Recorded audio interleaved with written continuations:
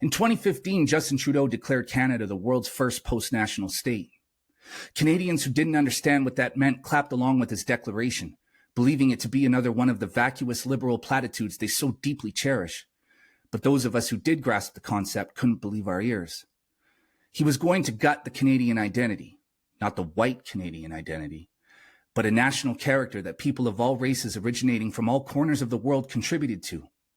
He wanted a blank slate, an empty space that he could fill with a new set of values in accordance with the ideology he was installed to enforce. Mao Zedong instituted a similar policy during his Cultural Revolution. He launched a war against the Four Olds in an attempt to wipe the memory of China's rich history from the minds of the collectivized public and replace it with communist doctrine.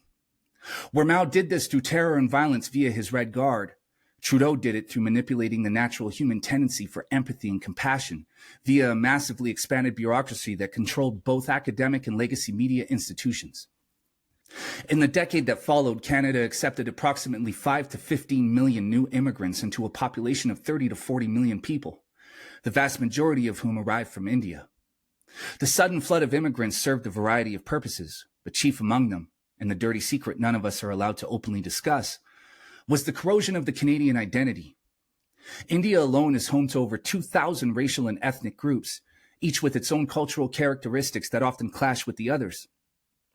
We saw this emerge in Canada's urban centres, where Khalistani separatists engaged in vicious brawls with Hindus and non-separatist Punjabis. In previous decades, the expectation for new immigrants had always been cultural assimilation, a standard most immigrants were not only eager to meet, but passionately upheld as a symbol of undying loyalty to their new home. However, Trudeau's neoliberal ideology flipped that expectation inside out. Canada was no longer a free and just nation. It was a country founded in racism, hate, and barbarism, and when framed in that context, had no right to expect anyone to meet any cultural standard whatsoever. He conned metropolitan liberals into believing a blank slate was the desired path to achieving equity with groups who'd been historically oppressed merely by Canada's existence, despite many of whom having arrived here specifically to escape cultural persecution in their homelands.